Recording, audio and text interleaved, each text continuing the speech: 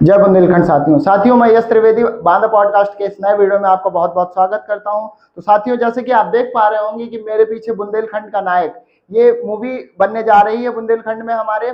और इस मूवी में युवाओं को लेकर के नशे के प्रति जागरूकता का अभियान चलाया गया है एक तरीके से। तो आइए इसके जो लेखक हैं हमारे अतुल मोहन द्विवेदी जी, तो उनसे इस मूवी के बारे में बातें जानते हैं। तो भैया बहुत बहुत स्वागत है आपका हमारे इस यूट्यूब चैनल बांदा पॉडकास्ट में। धन्यवाद। तो भैया बुंदेलखंड का नायक मूवी जो आप बना रहे हैं उसके बारे में हमारे दर्शकों को कुछ बताइए। हाँ बिल्कुल। बुंदेलखंड का नायक जो फिल्म है वो बुंदेलखंड की पृष्ठभूमि पर है और युवाओं को प्रेरित करने के लिए फिल्म है। इस फिल्म के लिए जो मैंने एक सोचा था, कुछ घटनाएं तो रियल स्टोरी पे आधारित है। जैसे आप लगातार देख रहे हैं कि हमारे बुंदेलखंड में 15 से जो 35 साल का युवा वर्ग है, चाहे वो महिलाएं हों चाहे पुरुष हों, उनमें आत्महत्या का जो दर बढ़ गया है। अब आए दिन खबरों में मैं पढ़ता हूँ, आप भी देखते होंगे कि बांदा से लेकर के पूरे बुंदेलखंड में जो नए युवा हैं कि छोटी छोटी बातों पे आत्महत्या कर रहे हैं। घर परिवार में छोटी झगड़े हो गए, भाई बहन के बीच में झगड़े हो गए, या माता पिता ने डांट दिया, या हमारे रिजल्ट्स में एग्ज़ाम में कुछ खराबी आ गई, अच्छे अंक नहीं मिल पा रहे हैं। तो इन सब चीज़ों से, या पति पत्नी के बीच के झगड़े भी बहुत सारे होते हैं। तो एक हमारे अंदर का जो धैर्य है वो धैर्य ख़त्म होता जा रहा है और इस वजह से हम ज़िंदगी में अब संघर्ष नहीं करना चाहते। इस वजह से लगातार आत्महत्याएं बढ़ रही। तो मुझे लगा कि इस फिल्म में इस चीज़ को मैंने बहुत महत्वपूर्ण तरीके से इसको दिखाने का प्रयास करने जा रहे हैं और इसी से जुड़ी हुई कहानी हम लोगों ने लिखी थी और प्रयास कर रहे हैं कि एक अच्छी फिल्म जो युवाओं को प्रेरित करे वो बुंदेलखंड में देखने को मिले। तो आपने इस मूवी का नाम बुंदेलखंड का नायक यही क्यों रखा? बुंदेलखंड का नायक इसलिए रखा क्योंकि चूंकि बुंदेलखंड की परिदृश्य से जुड़ी हुई फिल्म है और बुंदेलखंड में जिस तरह हर एक युवा, चूंकि इसमें कोई एक आदमी नहीं, हर एक युवा बुंदेलखंड का नायक है और वो ज़िंदगी में संघर्ष करता है। तो मैं ये चाहता हूँ कि पब्लिक को, जनता को और युवाओं को जोड़ने के लिए हमने इस फिल्म को बनाया है। और हर आदमी अपने आप को एक नायक के रूप में, नायक का एक परिदृश्य क्या होता है, जब फिल्में देखते हैं आप तो नायक जो होता है वो समाज के लिए अच्छा करने का प्रयास करता है। तो अगर हम सब के अंदर नायक होगा तो हम समाज के लिए कुछ अच्छा करने का प्रयास करेंगे। तो मैं चाहता हूं कि बुंदेलखंड के सभी युवा, सभी साथी, जितने भी बुंदेलखंड में लोग रहने वाले हैं, वो अपने आप को नायक माने और नायक के रूप में समाज में जीवन जिए। तभी हमारे समाज का बदलाव होगा और बुंदेलखंड विकास की ओर आगे बढ़ेगा। तो भैया जो आप बुंदेलखंड का नायक ये मूवी लेकर के आ रहे हैं, तो इसमें से आपने कलाकार कहाँ कहाँ से सिलेक्ट किए हैं? और हमारी फिल्म के जो ऑडिशन थे वो नवंबर से शुरू किए थे हमने 2024 से।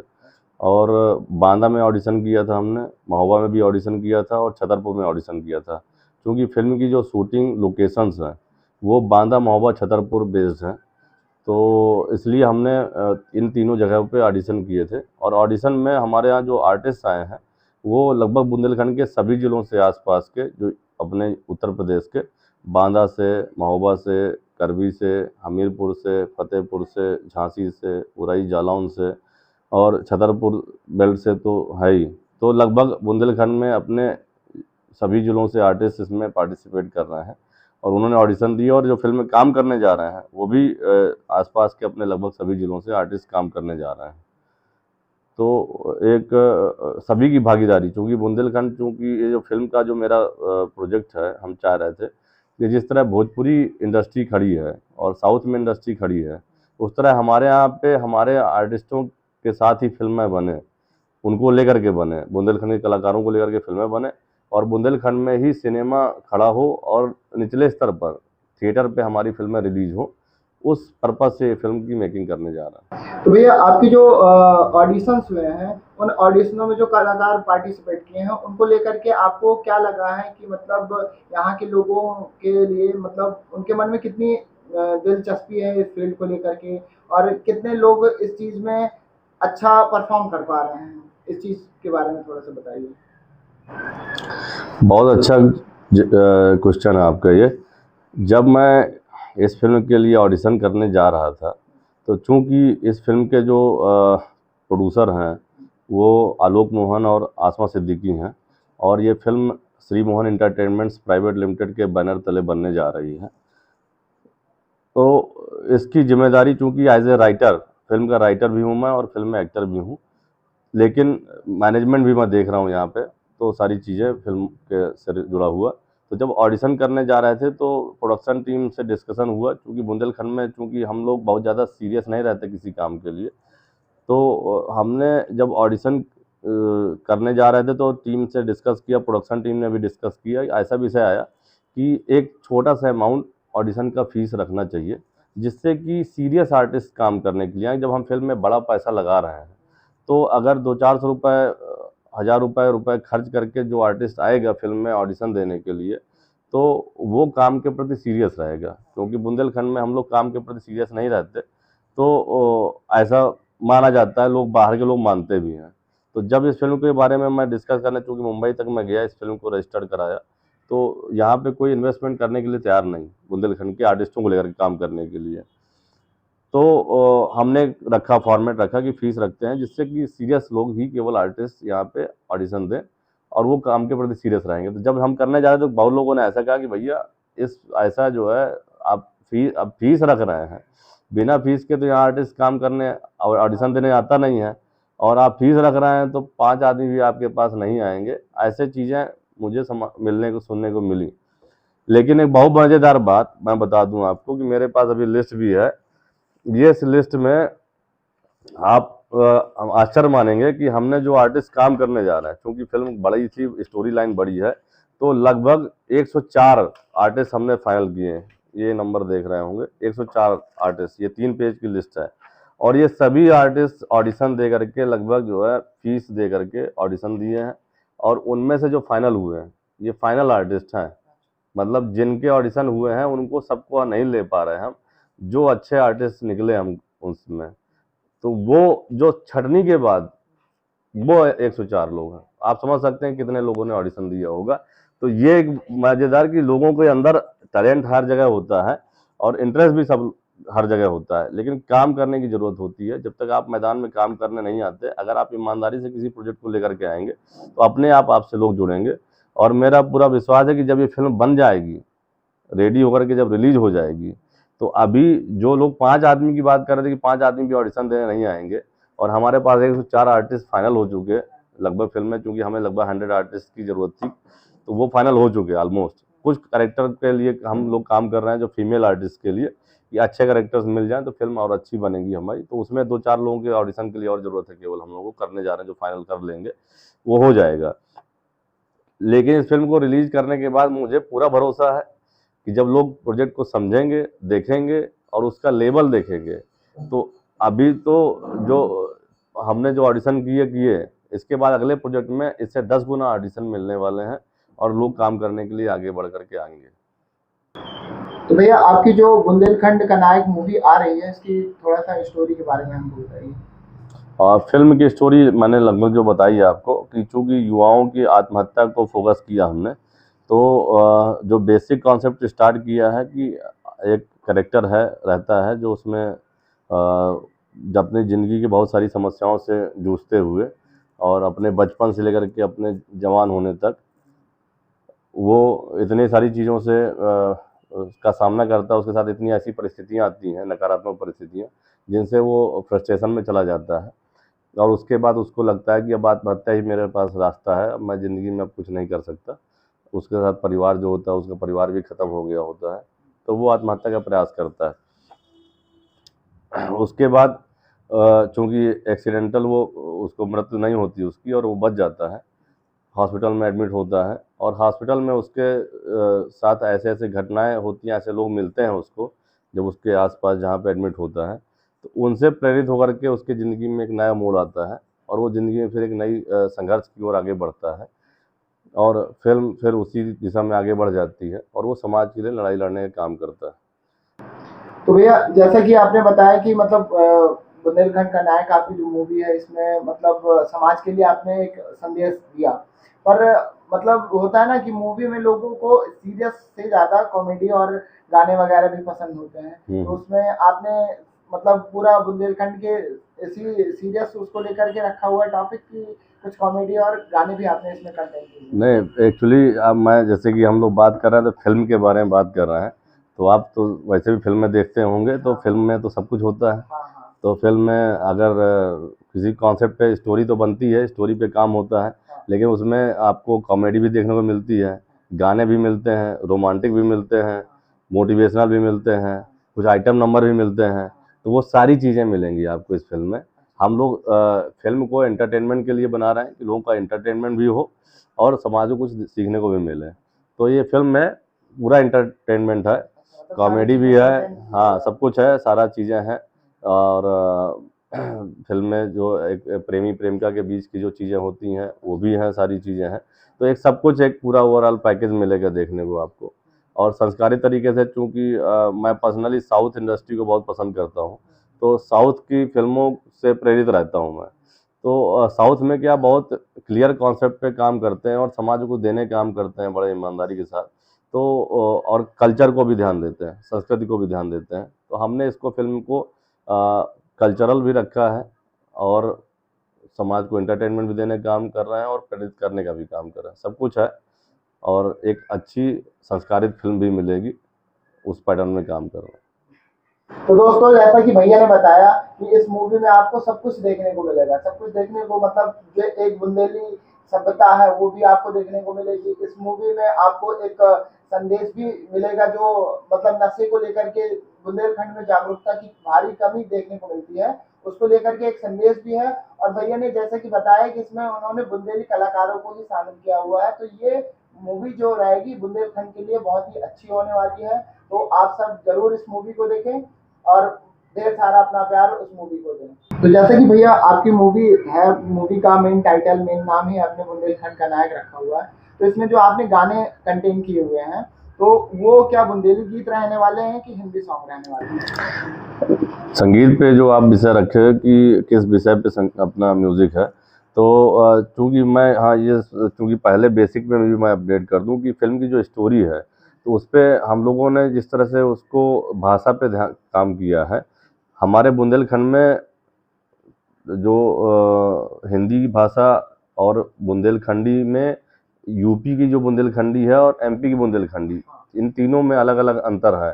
तो हमने तीनों भाषाओं को समाहित किया है। हिंदी में भी फिल्म है, फिल्म में डायलॉग जो रखे हैं वो हिंदी में भी हैं। और कुछ कैरेक्टर्स हमने अपने बुंदेलखंड, जो अपने यूपी पार्ट में, जो बांदा में अपने यहाँ की जो बोली जाती है, तो उस भाषा में रखे हैं। और कुछ कैरेक्टर छतरपुर जो एमपी के बेल्ट है अपनी, जो लैंग्वेज इस्तेमाल की जाती है, उस भाषा पे भी हमने रखे हैं। तो इस तरह से पूरी भाषा, जो अपने बुंदेलखंड में जो भाषा बोली जाती हैं, उन तीनों भाषाओं को, जो अपने यूपी वाला और एमपी वाला और हिंदी, तीनों भाषाओं का समाहित किया गया है। और गाने पे भी हम इसी तरह काम कर रहे हैं, कुछ गाने हिंदी पे हैं और कुछ गाने हमने बुंदेलखंडी पे भी काम कर रहे हैं। तो लेकिन मेजर जो है लैंग्वेज उसमें हिंदी है, जो मेन लैंग्वेज रहेगी, भाषा रहेगी मुख्य रूप से वो हिंदी है। कुछ कैरेक्टर्स में अपने बांदा का, यूपी का जो पार्ट है अपना बांदा करवी का जो टच आता है इधर का, तो वो लैंग्वेज, और उधर का लैंग्वेज छतरपुर वाला जो आता है, वो सबका रखा है कैरेक्टर सारे। तो भाषाओं का सभी काम किया, सभी भाषाओं से, जिससे कनेक्ट कर पाए हम फिल्म को, हम यहाँ के लोगों से। चूँकि हमारी बुंदेलखंड की फिल्म है, तो बुंदेलखंड की भाषा में जो जो बोलते हैं, उसी भाषा में, उसी पैटर्न में पूरी फिल्म बनेगी। तो भैया, जो आपकी ये मूवी होने वाली है, इसमें से लोकेशंस, जगह कौन कौन सी सिलेक्ट की आपने बुंदेलखंड में? इसमें बुंदेलखंड में चूँकि लोकेशन, फिल्म की जो स्क्रिप्ट है, उस स्क्रिप्ट के हिसाब से बांदा, महोबा और छतरपुर मेन लोकेशन है इसमें। तो हम बांदा को मेजर शूट करने जा रहे हैं, बांदा ज़िले में। कुछ सीन महोबा के भी रहेंगे, कुछ छतरपुर से भी रहेंगे। तो इस तरह से तीन ज़िले पे हमारा फोकस है, क्योंकि फिल्म की जो स्टोरी है, क्योंकि लोकेशन स्टोरी के आधार पर तय होती है। तो हमारी जो फिल्म की कहानी है, उस कहानी के आधार पे जो लोकेशन हमें चाहिए वो बांदा, महोबा और छतरपुर है। तो इनमें मुख्यतः शूटिंग होनी है और इन्हीं स्थानों पे सब सारी चीज़ें फाइनल तो होंगी। आप अब इसकी शूटिंग कब से स्टार्ट करने वाले हैं? शूटिंग बस हमारी डेट कुछ टेक्निकल और कुछ कैरेक्टर की वजह से थोड़ा सा चल रहा है। वैसे हम लोग अप्रैल में ही प्रयास कर रहे हैं कि अप्रैल के ही लास्ट में शूटिंग शुरू हो जाए, क्योंकि मौसम गर्मी का ज़्यादा आने वाला है, तो गर्मियों में थोड़ा सा दिक्कत होती है शूटिंग करने में। लेकिन चूँकि स्क्रिप्ट, फिल्म की जो स्क्रिप्ट है, उसमें कुछ सीन ऐसे हैं जो हमारा इस मौसम को सपोर्ट करेंगे। तो इसलिए कोई दिक्कत की बात नहीं है, बस प्रयास कर रहे हैं कि अप्रैल के लास्ट में, अप्रैल महीने में ही शूटिंग स्टार्ट हो जाएगी। तो मैं बांदा, महोबा और छतरपुर वासियों से कहना चाहूँगा कि भैया की जो मूवी आ रही है बुंदेलखंड का नायक, इस मूवी के अगर आप शूटिंग को देखना चाहते हैं तो अलग अलग जगहों पर जहाँ जहाँ शूटिंग होगी भैया आपको अपडेट देते रहेंगे और वहाँ पर जाकर के आप उनकी शूटिंग को देख सकते हैं। तो भैया आपकी जो मूवी आने वाली है इसके बारे में जो भी अपडेट्स हैं ये सब हमारे दर्शक कहाँ देख सकते हैं? आप जरा थोड़ा सा हमारे दर्शकों को बताइए कि इनके बारे में अपडेट वो कहाँ से देख सकते हैं? हाँ बिल्कुल, ये क्योंकि हमारी जो फिल्म बनने जा रही है वो Shri Mohan entertainments private limited के बैनर के तले बनने जा रही है, बुंदेलखंड का नायक। तो इसमें अपना एक हमारे सभी प्लेटफॉर्म में, सोशल मीडिया में श्री मोहन फिल्म्स के नाम से आप सर्च करेंगे। फेसबुक में पेज है श्री मोहन फिल्म्स के नाम से, इंस्टाग्राम में भी आईडी है श्री मोहन फिल्म्स के नाम से, और यूट्यूब में भी अपना पेज है, चैनल है श्री मोहन फिल्म्स के नाम से। तो आप इनमें से किसी में भी या सभी में भी फॉलो कर सकते हैं। हमारे जो दर्शक हैं वो सभी में फॉलो कर सकते हैं, आप लोग फॉलो करिएगा।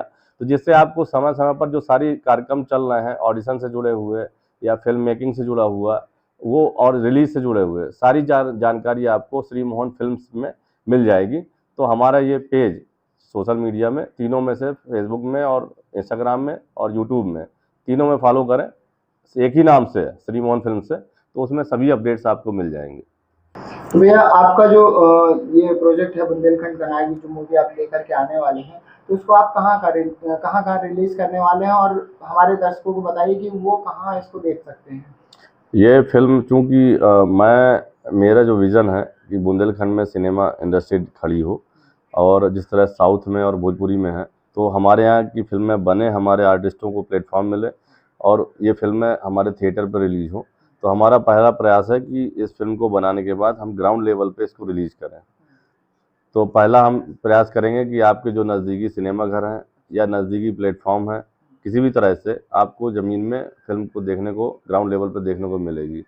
उसके बाद फिर ओटीटी में प्रयास करेंगे कि इसको ओटीटी में जाए, और ओटीटी में क्योंकि जब किसी फिल्म में पैसा लगता है तो सभी दर्शकों से ये अपेक्षा रहती है कि उनका भी थोड़ा थोड़ा हिस्सा फिल्म में लग जाए, जिससे कि फिल्म बनाने के बाद प्रोड्यूसर की ये स्थिति ना हो जाए कि वो दोबारा फिल्म कभी बना ना पाए और उसका अपने जेब का पैसा भी ना निकल पाए।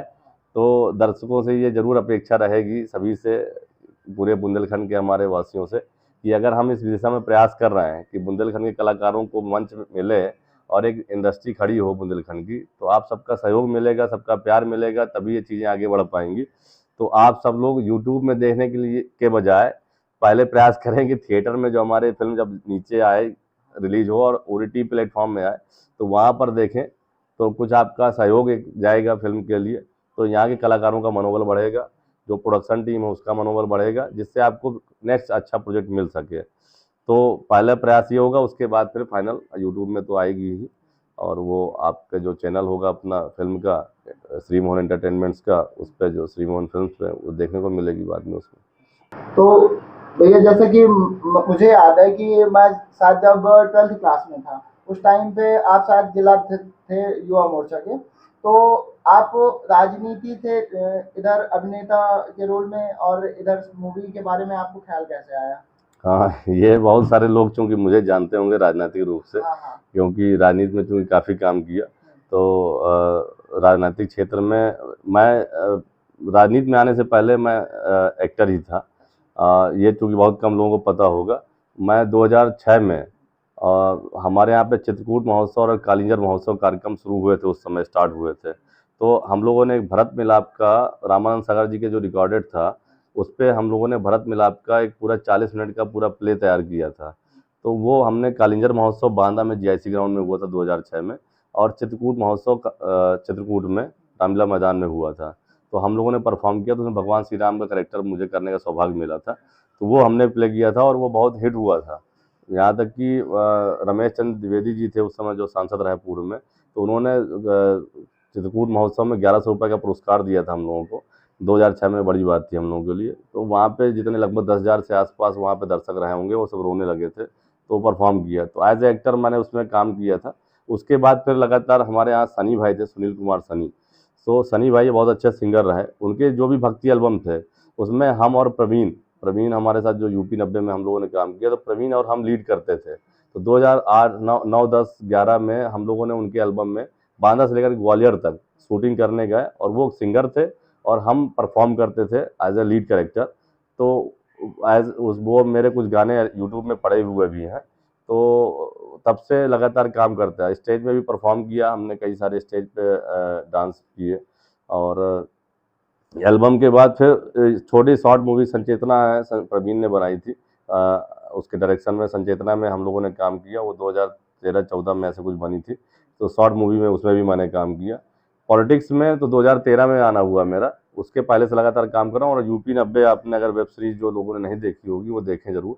यूपी 90 वेब सीरीज 2021 में एक सीजन आया था 3 एपिसोड का, दूसरा सीजन 2022 में आया था 3 एपिसोड का। उसमें लीड कैरेक्टर पॉजिटिव में प्रवीण ने किया था और निगेटिव में मैंने किया था। तो वो ठाकुर प्रताप सिंह का करेक्टर है, वो ठाकुर प्रताप सिंह करेक्टर मैंने किया उसमें। तो वो एक बहुत अच्छी फिल्म हमारी वेब सीरीज बहुत अच्छी हिट हुई पूरे बुंदेलखंड में। तो लगातार देखेंगे तो 2006 से और अभी तक पहुंचेंगे तो लगभग 18 साल हो रहा है। 18 साल की जर्नी हो गई। तो एज ए अभिनेता के रूप में मेरी जर्नी ज़्यादा बड़ी है नेता से। नेता तो मैं बाद में बना, अभिनेता मैं पहले से हूँ। तो मतलब आपको बचपन से शौक था कि मुझे सिनेमा जगत में जाना है या कुछ नाम कमाना है? हाँ, बचपन से बिल्कुल था। मैं एमबीए करने के बाद मैं मुंबई भी गया। एमबीए मैंने किया था केसी से। और उसके बाद मैं मुंबई रहा 3 साल। तो केवल एक अट्रैक्शन था फिल्म उद्योग में जाने का। और वहाँ पर जाकर के बहुत सारे लोगों से मुलाकात भी हुई, और अपने यहाँ से बांदा से भी कुछ लोग काम कर रहे हैं वहाँ पर, उनसे भी परिचय हुआ। तो काफ़ी कुछ जानने समझने का भी मौका मिला वहाँ पर। और बचपन से एक प्रेरणा थी दिमाग में कि इस क्षेत्र में काम करेंगे, क्योंकि नेता और अभिनेता दोनों समाज को कुछ न कुछ देने काम करते हैं। और मेरा जो व्यक्तिगत मानना है कि अगर नेता भी समाज को कुछ देने के लिए होता है, देना चाहिए। जबकि हमारे क्षेत्र में, हमारे समाज में नेताओं की बहुत अच्छी छवि नहीं होती है, लेकिन नेता एक असली मायने में समाज का एक लीडर होता है और वो समाज को सही दिशा में ले जाने का काम करता है। तो ये हमारी जिम्मेदारी है, नेता के रूप में भी और अभिनेता के रूप में। अभिनेता रियल लाइफ में समाज को कुछ देने का काम करता है, पर्दे में उतर करके कहानियों के माध्यम से समाज को प्रेरित करता है। और अभिनेता समाज में रह करके रियल लाइफ में समाज को कुछ देने का काम करता है। तो ये मेरा सौभाग्य है कि मुझे दोनों में काम करने का अवसर मिल रहा है, और मैं अपनी ड्यूटी पूरी ईमानदारी से करता हूँ। और सिनेमा के माध्यम से भी समाज को देने का काम करूंगा, और नेता के माध्यम से भी समाज को देने का ही काम करूंगा। तो भैया जैसे कि आपने बताया कि आपने दोनों का रोल निभाया, नेता का भी रोल निभाया और एक अभिनेता का भी रोल निभाया आपने। तो पर जहाँ तक मुझे लगता है कि नेता और एक अभिनेता, इन दोनों के बीच में काफ़ी दूरी वाला वो रहता है। तो आपको कभी ऐसा नहीं लगा कि यार मुझे अपने एक क्षेत्र के लिए अपने दूसरे क्षेत्र को पीछे छोड़ देना चाहिए, या दूसरे क्षेत्र को पूरी तरीके से ही छोड़ देना चाहिए? नहीं, मुझे ऐसा लगता है, जो मेरा व्यक्तिगत मानना है, कि जैसे मैंने अभी आपको पहले भी कहा कि अभिनेता के रूप में हम रियल लाइफ में समाज को कुछ देने का काम कर रहे हैं, और नेता के रूप में ज़मीन में देने का काम कर रहे हैं, ग्राउंड लेवल पे, यानी रियल लाइफ में समाज को देने का काम कर रहे हैं। आप देखेंगे हमारे बहुत उदाहरण हैं। अगर आप भारतीय जनता पार्टी परिवार में भी देख लें या साउथ इंडस्ट्री में देख लें, तो बहुत सारे ऐसे ऐसे अभिनेता हैं जो समाज के लिए भी काम कर रहे हैं, नेता के रूप में भी और अभिनेता के। जैसे हमारे यहाँ रवि किशन जी हैं, मनोज तिवारी जी हैं, निरहुआ जी हैं, चिरंजीवी जी साउथ में अगर देखेंगे आप अच्छा काम कर रहे हैं। उनके जो छोटे भाई हैं बड़े अच्छे स्टार हैं, अभी आंध्र प्रदेश में डिप्टी सीएम बने तो वो अच्छे एक्टर भी हैं, साथ में पॉलिटिक्स में भी हैं। तो मुझे लगता है, क्योंकि जैसे क्या है कि अगर मैं मजाक की बात करें कि अभिनेता एक्टिंग कर रहा है रियल लाइफ में, नेता भी कहीं ना कहीं आजकल जो हमारे समाज में जो परिदृश्य हो गया ना, वो भी रियल लाइफ में एक्टिंग ही कर रहा है जनता के बीच में जाकर के।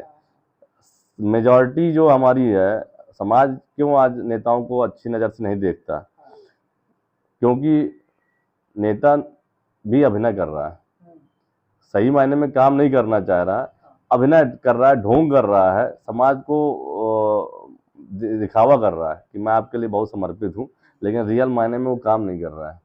तो कहीं ना कहीं वो भी एक्टिंग ही कर रहा है, नेता भी। और अभिनेता तो रियल लाइफ में काम कर ही रहा है अभिनय के क्षेत्र में। तो चूंकि मेरा मानना है कि ऐसा कुछ नहीं है। अब एक अच्छा अभिनेता भी अच्छा नेता हो सकता है, और एक अच्छा नेता तो अभिनेता है ही है। पर मतलब कभी आपके जो नेता नगरी के साथी रहे हों, उन्होंने आपसे कहा हो कि क्या यार मतलब आप इन सब चीज़ों में उलझे रहते हो, है ना?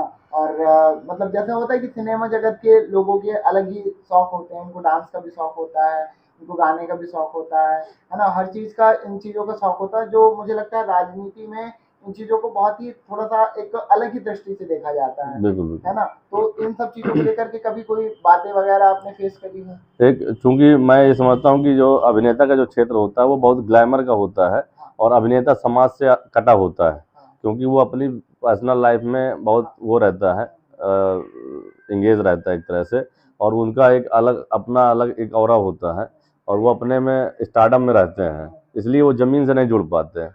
लेकिन मैं पर्सनली, चूंकि मेरा जो मानना है, मैं कभी मैं बहुत स्टारडम वाला आदमी नहीं फील करता अपने आप को। मैं तो कहीं भी चाय की दुकान में खड़ा हो जाऊंगा आप लोगों के साथ में, और कहीं ऐसा कोई है विषय नहीं है, क्योंकि हमारा जो मेरा व्यक्तिगत विषय है कि समाज को कुछ देने का प्रयास करना चाहिए।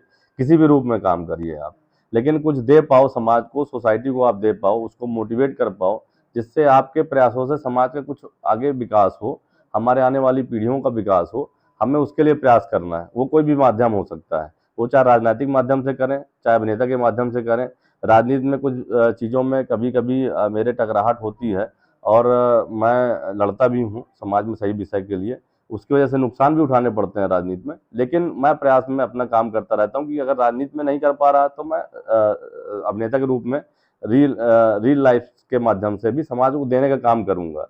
तो ये आपके ऊपर डिपेंड करता है, ये कि आप किस तरह से जीवन को जीना चाहते हैं। एक अभिनेता के रूप में आप बड़े स्टारडम में आप समाज से दूर रह करके भी जीवन जी सकते हैं, या समाज के लिए काम करते हुए भी जमीन में भी रह करके काम कर सकते हैं, जिसके उदाहरण मैंने आपको दिए कि हमारे रवि किशन जी हैं, निरहुआ हैं, हमारे मनोज तिवारी जी हैं, हमारे उत्तर प्रदेश में ही बड़े स्टार्स हैं। और रवि किशन जी जैसा स्टार तो आप देखिए कितना बड़ा काम किया, वो भी पिलर रहे भोजपुरी इंडस्ट्री में, उन्होंने पिलर के रूप में काम किया। मनोज तिवारी ने पिलर रहे, ये लोग, उन्होंने इंडस्ट्री खड़ी की, और आज नेता के रूप में और अभिनेता के रूप में बराबर से सामंजस्य बिठा के काम कर रहे हैं।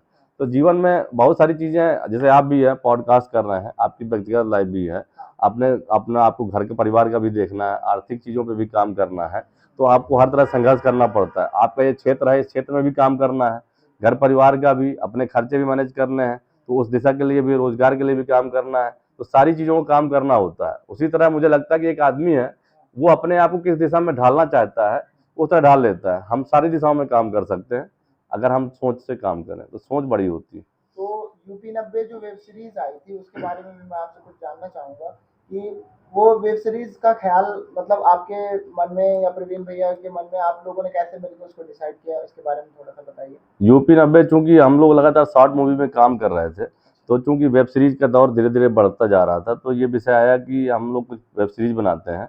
और चूंकि बुंदेलखंड में वैसे भी माफिया वाला बड़ा वो होता है, हाँ, वो तो है। माफियाओं को लेकर के फिल्म कुछ बनना चाहिए। और खनन का क्षेत्र है चूंकि हमारे यहाँ पे, तो खनन से जुड़ा हुआ, क्योंकि हमारे यहाँ पे खनन ही सबसे बड़ी चीज़ है। तो यूपी 90 का ऐसे बैठ करके विचार हुआ, और प्रवीण ने कहा कि चलिए भैया कुछ लिखता हूँ मैं इसमें, और उसने लिखा, और फिर करेक्टर पे और लोकेशन पे काम किया दोनों ने मिल करके हम लोगों ने। हमने अगर आपने देखा होगा पहला पार्ट तो ठीक है, सेकंड जो वर्जन था वो पूरा अपने हमारे गिरवा क्षेत्र में पूरा शूट किया था, तो वो लोकेशन सारी मैंने दिखाई थी। तो पहले पार्ट में हम लोगों ने खनन के ऊपर खनन पे टॉपिक लिया था, उसमें मैं खनन माफिया का रोल किया मैंने। तो हम ये दिखाना चाहते हैं कि चूंकि हमारे यहाँ का जो युवा है वो खनन के पीछे भाग रहा है, उसका सिर्फ उद्देश्य ये रह गया कि खनन के अलावा कोई हमारे पास रास्ता नहीं है पैसा कमाने का, और केवल खनन माफिया बन जाओ, अच्छी अच्छी बंदूकें लेकर के, राइफल लेके, दो चार गनर लेकर के उस पर काम करो, और या तो शराब के ठेके मिल जाए या कुछ ऐसा गलत तरीके से जो समाज को कुछ अच्छा नहीं दे पा रहा है, तो उसको पाने के बाद वो बड़ा गौरवान्वित महसूस करते हैं कि हम बड़े अच्छे, हम माफिया बन गए, हम खनन माफिया बन गए, हम जो है शराब के ठेके के माफिया बन गए। तो ये तो मेरा मेरा जो मानना है व्यक्तिगत रूप से कि हम लोग संस्कारी तरीके से समाज को अच्छा समाज दे पाएँ, और हमारा ये प्रयास होना चाहिए कि एक अच्छा समाज हो। बुंदेलखंड के बारे में बहुत अच्छी छवि नहीं रही कभी पूरे देश में या प्रदेश में। बुंदेलखंड माफियाओं का, जैसे अभी हमने दूसरे पार्ट में तेंदू के पत्ते पे हमने काम किया, तेंदू पत्ते की स्मगलिंग, डकैतों के साथ जो मिल करके स्मगलिंग होती थी, तेंदू का पत्ता जिससे बीड़ी बनती है, उसके तो दूसरे सीजन में तेंदू के पत्ते का माफिया, मैं उसमें स्मगलिंग का काम कर रहा हूँ मैं। तो वो दिखाया हमने सेकेंड वर्जन में, सेकेंड सीजन में 2022 में।